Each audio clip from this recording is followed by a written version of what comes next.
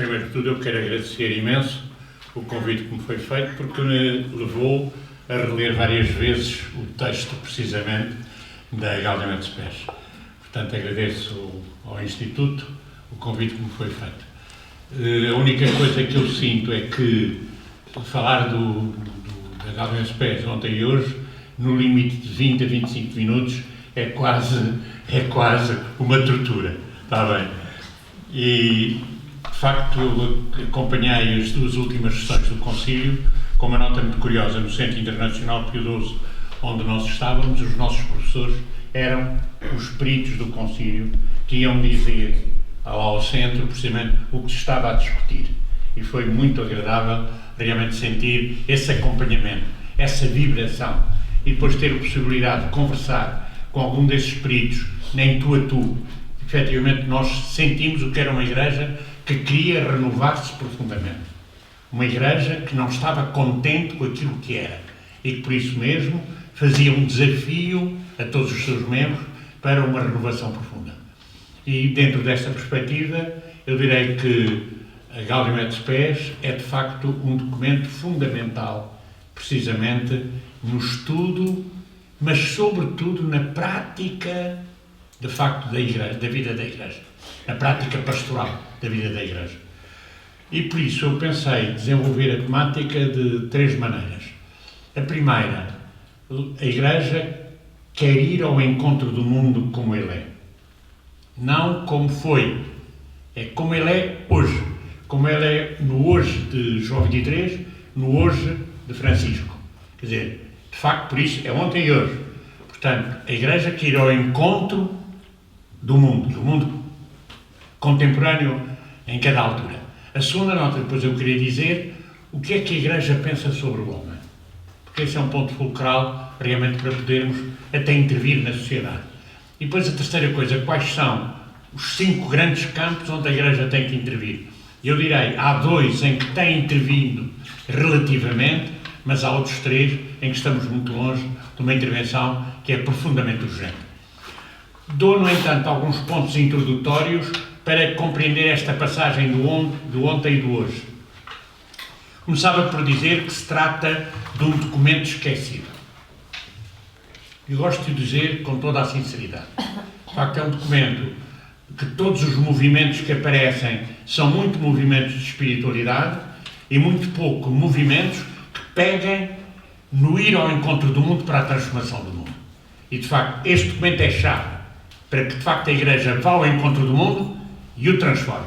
O transforme completamente, dando-lhe os valores cristãos que podem realmente dar uma dimensão diferente à sociedade, à comunidade humana, à intervenção política, ao económico-social, ao cultural, etc. Portanto, é interessante ser um documento esquecido, e eu fiquei muito contente de se recordar, precisamente, nos 50 anos, a atualidade que este documento tem. É, de facto, fabuloso. Como é possível um documento que não foi aplicado, que não foi levado à prática, no concreto das nossas comunidades cristãs, não direi num ou noutro título que o Papa realiza numa encíclica, etc., de vez em quando aborda a temática, mas nas nossas comunidades, de facto, foi um documento esquecido. Compreende-se, porque foi difícil de aprovar. Em 1965, o Juan Ambrosio há bocadinho referiu expressamente, teve muitas bolas pretas. Quer dizer, 80 bolas pretas, eu não sabia que eram tantas, 75. Mas de facto 80 bolas pretas. 75 pretas e 10 abstenções. É tremendo. Portanto, muito, por outro lado, se foi difícil de aprovar, foi muito mais difícil levar à prática. De tal maneira que não foi levado à prática. Portanto, eu digo isto com toda a consciência, porque efetivamente o anunciei durante 6 anos. Eu durante 6 anos preguei o Concílio. Não fiz mais nada do que pregar o Concílio. Inclusivamente a um retiro a bispos, inclusivamente a todos os sacerdotes deste país, aos grupos de leigos. Foram 6 anos intensíssimos a anunciar o Concílio. E quando tocávamos este problema realmente, como eu vou dizer adiante, quando tocávamos no problema realmente da intervenção direta na sociedade, era alguma coisa que se considerava elemento de grande delicadeza. E por isso, com grande crítica e, logicamente, às vezes com a marginalização oficial de alguns dentro da própria Igreja. Isto é de uma gravidade enorme. Depois, a outra coisa que quero dizer ainda é que aconteceu não ser considerado de referência para a organização pastoral. Mas isto não é novo, porque na Rerum Novarum foi exatamente a mesma coisa que aconteceu. Eu recordo-me, contava-se em Roma na altura, que na altura em que eu estive em Roma, não na altura da Rerum Novarum, logicamente, mas contava-se que quando realmente o Papa Leão XIII fez a proclamação da encíclica Rerum Novarum, houve muitos cardeais que se reuniram em vigílias em todas as igrejas de Roma com a exposição do Santíssimo Sacramento para pedir a conversão do Papa, que estava mesmo velho. Isto constava assim, fazia-se a comparação. E hoje parece que é igual, mas enfim. Hoje parece que é igual. Bem, portanto, reparar nisso. E o mesmo aconteceu na Pascha Interna, tá? Quando saiu a Pascha em Portugal foi silenciada completamente. Nunca mais me esqueço disso, porque eu ainda não tinha ido para Roma, mas tive a dita de ser eu que apresentei na minha diocese a Pascha Interna, e houve quase escândalo na cidade da linguagem que ali era utilizada, que não era nada mais nada menos do que pegar nos direitos humanos e levá-los à prática. E agora reparem uma coisa, eu em Portugal só li os direitos humanos depois de 65, porque não havia publicação dos direitos humanos. É impressionante. Portanto, é dentro desta perspectiva que compreendemos isto. Agora, qual é o tema do documento? Quer dizer, se esta é a história do documento na sua dificuldade, qual é o tema? A presença ativa dos cristãos na ordem temporal. Eu gosto muito de refletir assim, com estas palavras. Uma presença ativa dos cristãos na ordem temporal.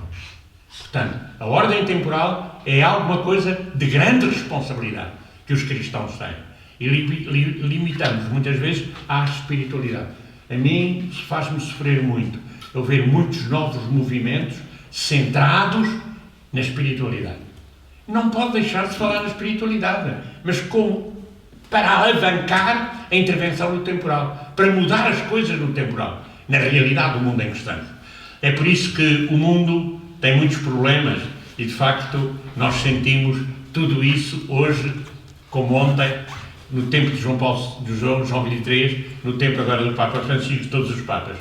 A perda de valores, faltarem realmente igualdades suficientes entre as pessoas, desigualdades sociais brutais, responsabilidades sociopolíticas dominadas por ideologias, o esquecimento total de Deus, da importância de Deus na construção da cidade, quando nós pensamos que a Europa profundamente cristã não tem realmente essa referência de forma nenhuma nas suas estruturas, e depois nós sentimos isto na visão de João XXIII, na preocupação de Paulo VI, na preocupação de João Paulo II, na preocupação de Francisco. Todos eles mantêm a mesma linha de preocupação, mas com muita dificuldade de levar a Igreja a arrancar por aí. De facto, os Papas falam, mas arrancar por aí, difícil, muito difícil. Preferimos a espiritualidade. Damos muito tempo para a oração, e muito bem, e muito bem. Damos muito tempo às celebrações, e muito bem, e muito bem. Mas deviam ser rampas de lançamento para mudarmos a família, a cultura, a economia, a política, a construção da paz, etc. por aí adiante. Portanto, a nota mais interessante que começa a aparecer logo no início do concílio é a ideia dos sinais dos tempos. E nunca mais me esqueço da fórmula dada por um grande líder com quem eu trabalhei, o padre Ricardo Lombardi, um bocado em comunhão com o Paulo VI, em que ele dizia precisamente o que são os sinais dos tempos. São aqueles acontecimentos que, pela sua universalidade e frequência, caracterizam uma época e revelam, precisamente, nos seus valores, a passagem de Deus no coração dos homens, na vida dos homens. Isto é muito bonito, porque isto para mim é uma grande síntese daquilo que é o desafio feito, precisamente, pela Gaudium et Spes. Vamos ver que acontecimentos estão a dar-se. Vamos ver nesses acontecimentos se são universais, se são frequentes ou se são pontuais, sem grande interesse. Se se repetem porque são uma exigência na sociedade. Então, pela sua universalidade e frequência, caracterizam a época. Caracterizam a época. E aqui nós começamos a pôr quais são os sinais que caracterizam esta época em que nós vivemos agora, 50 anos depois da Gaudium et Spes. E depois, na sua universidade e frequência, revelam a passagem de Deus na história humana, na vida dos homens e na própria comunidade humana. Então é dentro dessa perspectiva que eu compreendo que há um enquadramento da Gaudium et Spes nos outros documentos conciliares. Vou citar 4 textos muito bonitos. O primeiro, a visão da Igreja abre a porta, a visão da Igreja na Lumen Gentium, sobretudo no número 9 e depois do número 13 ao número 17, dá uma perspectiva fantástica que dá responsabilidade pela transformação do mundo. Como é que é definida a Igreja no número 9 da Lumen Gentium? É o povo de Deus, que tem como referência Cristo, que tem como condição a dignidade e a liberdade dos filhos de Deus, que tem como grande mandamento e único mandamento o amor, e tem como objetivo a felicidade das pessoas no tempo presente e na eternidade. Eu digo que, primeiro, acreditem, esta visão da Igreja é uma verdadeira revolução. E tem a dimensão da dignidade e da liberdade humana, o problema do homem. E depois a relação com o homem sempre numa perspectiva de amor. De misericórdia, se quiseres. De misericórdia. Neste tempo, se quiser, o Papa, claro. Não é? De misericórdia. Em todas as perspectivas de misericórdia, esta folha informativa desta semana, no segundo ponto, foi dizer o que é misericórdia no pensamento do Papa. São 8 ou 9 apontamentos fabulosos. Fabulosos. Porque levam-nos a compreender a dupla dimensão da misericórdia. A misericórdia de Deus para comigo e depois eu fico comprometido na minha misericórdia para com os outros, não é? Claro, não é só receber, é também dar. Portanto, é muito bonita esta visão da Igreja. Depois reparem, no número 31 da Lumen Gentium, diz-se qual é a missão dos leigos na Igreja. Fundamental. Fundamental. Nos movimentos de leigos isto não está a dar-se. Dava-se profundamente na ação católica. Não se dá hoje. Nos movimentos de leigos. Tratar da ordem temporal e orientá-la segundo Deus para que progrida e assim glorifique o Criador e Redentor. Esta visão é sublime. Esta visão é sublime. Portanto, esta é a missão dos leigos. E os leigos vão à missa, à comunhão, fazem a oração da manhã, da noite, fazem os retiros, peregrinam a Fátima e estão de braços cruzados na sua profissão. Assim. Eu posso contar isto que é curioso. Quando eu fui em 1982, nomeado para capelão do Hospital de São José, eu tentei ver se lá havia médicos católicos e enfermeiros católicos, e não encontrei um. Foi impressionante. E depois, como chamavam das paróquias, eu ia às paróquias fazer conferências, celebrar missas, e via os mesmos que eu via lá a comungarem. E lá tinham medo de se confessar cristão. Tinham receio de dizer que eram cristãos. Reparem, isto é impressionante. E isto em todas as classes profissionais, não é? Na área da medicina e da enfermagem. Portanto, é muito interessante ter consciência da missão dos leigos na Igreja. Depois, no número muito bonito, no número 1 da Apostólica Matusitatem, qual é a nossa responsabilidade dos leigos, mas também depois de todos nós? Dar testemunho de Cristo em toda a parte.